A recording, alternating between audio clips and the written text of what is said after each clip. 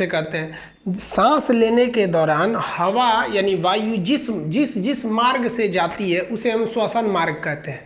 याद करिए हम पाचन में पढ़ाए थे कि भोजन जिस मार्ग पर जाता है उसे हम आहार नाल कहते हैं। तो श्वसन में श्वसन यानी हवा जिस मार्ग पर जाता है उसे हम श्वसन मार्ग कहते हैं। श्वसन मार्ग की ये 10 स्टेप है, इनको समझिए ध्यान से। सबसे पहले सांस जाता है नासा छिद्र से। कहाँ जाएगा? नासा छिद्र से। नासा छिद्र में आपको बाल मिलेंगे जो छोटे छोटे धूल कण को चिपका लेते हैं, तो ये नासा छिद्र हो गया। इसके बाद ये पहुंचता है नासा कपाट पर। यहाँ देखिएगा एक हड्डी मिलेगा, इसमें मारिएगा बड़ा तेज चोट लगता है, तो ये हो जाता है नासा कपाट। ये नासा कपाट पे चिपचिपा पदार्थ पाया जाता है जिसको कहते हैं म्यूकस। आप नाक में उंगली डाल के देखेंगे तो हमेशा चिपचिप लगा रहेगा, ऐसा नहीं कि आपको सर्दी हुआ रहेगा। तो उस चिपचिपा पदार्थ पे जो छोटे मोटे धूल कण है जिन्हें नाक का बाल नहीं चिपका पाया है उसको वो म्यूकस चिपका लेगा। वही चिपक के स्टोर हो जाता है और 1 हफ्ता में जमा हो जाता है। तो आप लोग उसको खखोर के निकाल देते होंगे नकटी करके, समझ में आया? तो ये हो गया पहला, क्या हुआ? नासा छिद्र। उसके बाद हो गया नासा कपाट। उसके बाद होता है ग्रसनी। देखिए ग्रास नली नहीं, ग्रसनी, जिसे हम कहते हैं फेरिंग्स। हिंदी में उसको शुद्ध भाषा में बोलते हैं हल्लक। नहीं बोलते हल्लक, खोल के दिखा दे।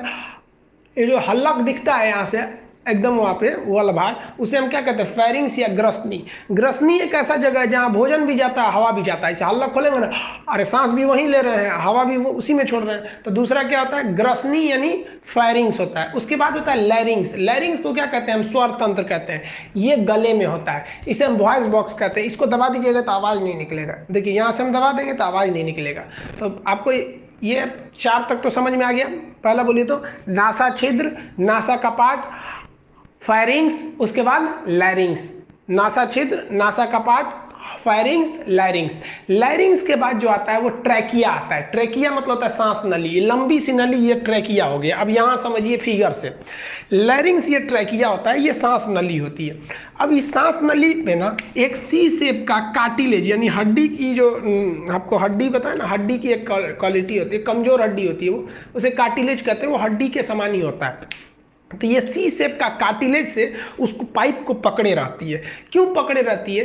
कि जब हमारे इस पाइप में अगर हवा नहीं है और ये हड्डी नहीं रहेगी, कार्टिलेज नहीं रहेगा, तो पाइप पे चिपक जाएगा।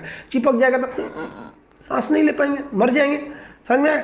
तो ये क्या होता है बहू? ये है ट्रैकिया। ट्रैकिया को क्या कहते हैं? सांस नली। आपको बताएं कीट वगैरह इसी ट्रैकिया से सांस लेते हैं। इसमें ये सी शेप का कार्टिलेज होता है। इस कार्टिलेज का नाम होता है हाइनेन कार्टिलेज। हाइनेन कार्टिलेज जो होता है ये सी शेप कार्टिलेज को पकड़े रहता है। तो ये हो गया बहू आपका कौन सा चीज? ट्रैकिया हो गया, सांस की नली हो गई। यही मेन नली हो गई, सांस की नली। अब ये नली दोनों फेफड़े में घुस जाती है। जैसे ये दोनों फेफड़े में घुसेगी तो इस नली का जो पार्ट होता है, इस पार्ट को हम कहते हैं ब्रोंकाई। ये नली के 2 भाग में को क्या कहते हैं? ब्रोंकाई। सिंगल था तो क्या कहे? ट्रैकिया। 2 भाग में हो गया तो क्या कहेंगे? ब्रोंकाई। ब्रोंकाई आगे जाके और छोटे छोटे टुकड़ों में विभक्त हो जाता है, इसे हम कहते हैं ब्रोंकियोलेस। ब्रोंकियोलेस। तो सबसे पहले देखिए, सिंगल था तो ट्रैकिया, 2 भाग में बटा तो ब्रोंकाई, और कई भाग में ऐसे ऐसे निकल गया तो वो हो गया ब्रोंकियोलेस। देखिए एक ये ब्रोंकियोलेस है, एक ये है, ये कई टाइप के ब्रोंकियोलेस हो जाते हैं सर। तो ये वाला ब्रोंकियोलेस। ब्रोंकियोलेस के मुंह पे गुच्छा के समान आकृति होती है जिसे हम एल्वियली कहते हैं, वायु कोष्टक कहते हैं। एक्चुअली हवा इसी में आती है, जो हम सांस लेते हैं ना वो इसी में चली आती है। समझ में आ गया? तो सांस नली बताइए, सांस का मार्ग कहाँ से हुआ? नासा छिद्र, नासा कपाट, फेरिंग्स, लैरिंग्स। सिंगल गया तो ट्रैकिया, 2 भाग में बटा ब्रोंकाई, कई भाग में बढ़ गया ब्रोंकियोलेस। अब ब्रोंकाई के बाद ब्रोंकियोलेस, गुच्छा के समान जो पाया गया इसे क्या कहें? अल्वियली। एल्वियली के बाद यहाँ पे बाद सांस कहाँ चला जाता है? ब्लड में चला जाता है। उस ऑक्सीजन को कौन लेके चला जाता है? ब्लड। अब ब्लड ले जाके किसे दे देता है? कोशिकाओं को। अब कोशिका में कहाँ चला जाता है? माइटोकॉन्ड्रिया के पास। तो ये अलग हम लोग समझेंगे ब्लड के बाद कहाँ होता है, ये समझ में आ गया। ये जो पूरा फिगर है ये लंग्स का है। लंग्स जो यानी जो फेफड़ा होता है, फेफड़े में दोहरी झिल्ली पाई जाती है। इस दोहरी झिल्ली को हम प्लूरा मेम्ब्रेन कहते हैं। फेफड़े की दोहरी झिल्ली को हम क्या कहते हैं? Pleura membrane. कोरोना जो होता है ना मेनली यहीं पर अटैक करता है। ये जो सांस नली है ना, ये ब्रोंकाई, ये एल्वियली में जाके पूरा कोरोना भर जाता है। सांस नली में इतना भर जाता है कोरोना कि सांस खींचेंगे पूरा दम से खींचाएगा ही नहीं, क्योंकि सांस नली क्या हो गया है? जाम हो गया है। तो श्वसन का मार्ग समझ में आ गया? कौन कौन सा हो गया वो?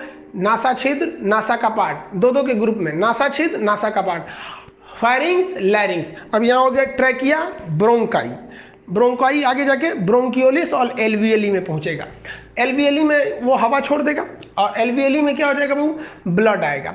ब्लड इस ऑक्सीजन को कहाँ ले जाएगा? सेल में। ब्लड कहाँ ले जाएगा? हर एक कोशिकाओं में लेकर चला जाएगा और कोशिका के अंदर जाके किसको देगा? वो माइटोकांड्रिया को देगा। समझ में आ गया? तो ब्लड के बाद यहाँ से तो समझ में आ गया, ब्लड पूरी कोशिकाओं तक ले जाता है और कोशिकाओं में किसको देता है? माइटोकांड्रिया को देता है। आप पढ़े होंगे माइटोकांड्रिया में इस ऑक्सीजन के द्वारा क्रेब्स चक्र चलता है और ग्लूकोज का निर्माण होता है। ये समझ में आ गया आपको श्वसन मार्ग। तो इसका एक फिगर बनाइए, फिर हम समझते हैं सांस लेने में मदद कैसे होता है। देखिए सांस लेने में ना सबसे ज़्यादा मदद करता है, 70% मदद करता है डायफ्राम। नीचे वाला ये जो होता है ना, ये डायफ्राम, ये संयोजी उत्तक का बना होता है। ये उत्तक चैप्टर में पढ़िएगा उत्तक कितने प्रकार के हैं। तो ये डायफ्राम मदद करता है। कैसे मदद करता है? तो देखिए जैसे हम लोग सांस लेते हैं तो ये डायफ्राम नीचे होकर एकदम बराबर हो जाता है, नीचे हो जाता है तो हम लोग सांस ले लेते हैं, सांस चलाता है। डायफ्राम कहाँ आ जाता है? नीचे। और जब हमें सांस छोड़ना होता है तो फेफड़े के पास इतनी ताकत नहीं है कि सांस को छोड़ सके। याद रखिएगा, सांस छोड़ने के लिए डायफ्राम मदद करता है। फेफड़ा कहता है डायफ्राम को, ए भाई ढकेल ना हमको, ढकेल ढकेल ढकेल। तो डायफ्राम क्या होता है? नीचे से इसे ढकेलता है, तो ऐसे फेफड़ा उठता है, सारा सांस बाहर चल जाता है ऐसे। अब जरा सोचिए तो, अगर सांस ले ले आदमी और डायफ्राम कहे कि ना आज हम घुसे आए हैं, काम ही नहीं करेंगे, तो इसे सांसवा ले लिए और निकलिए नहीं रहा है, तो कैसे निकालिएगा? निकल नहीं निकलेगा। सबसे मेन जरूरी होता है डायफ्राम। तो जैसे हम सांस लेते हैं डायफ्राम कहाँ चला जाता है? नीचे। छोड़ना होता है तो ऊपर चलाता है। समझ में आया? अब यहाँ दो क्वेश्चन बनता है। कभी कभी आप देखे होंगे किसी किसी का एक्सीडेंट होता है, ससुरा ना हाथ टूटा ना पैर टूटा और मरियो गया। वो होता क्या, कभी कभी चोट लग गया, इसे मान लीजिए बाइक चला रहा है, एक्सीडेंट हो गया यहीं पे और डायफ्राम में टूट गया। अब डायफ्राम जो होता है ये तो मांस का होता है, ये इसमें चोट लग गया, ये काम करना छोड़ दिया। बस देखिएगा ऐसे गिरा के मरेगा आदमी, फिल्म में ना बिल्डिंग से गिरेगा, डायफ्राम टूट गया तो करके मर जाएगा। टूटे उटेगा नहीं, डायफ्राम गया यहाँ पे। तो बहुत मदद करता है, 70% मदद करता है डायफ्राम सांस लेने में। किसी को कोई दिक्कत नहीं।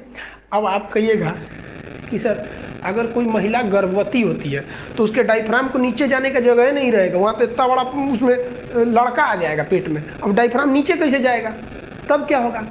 तो गर्भवती महिलाओं में ये जो सांस, जो डायफ्राम काम कर रहा था वही काम उनका बत्ता यानी पसलियाँ करने लगती है। रिप्स बोलते हैं इसे, रिप्स। रिप्स फैलेगा, सिकुड़ेगा। अगर किसी गर्भवती महिला का पसली टूट गया ना, रिप्स, तो देखिए डायफ्राम तो पहले काम नहीं कर रहा था गर्भवती होने की वजह से, रिप्स टूट गया ना, मरेगी वो। तो ये डायफ्राम बहुत मदद करता है। समझ में आया? अब एक और चीज़ समझते हैं हम कि खाना खा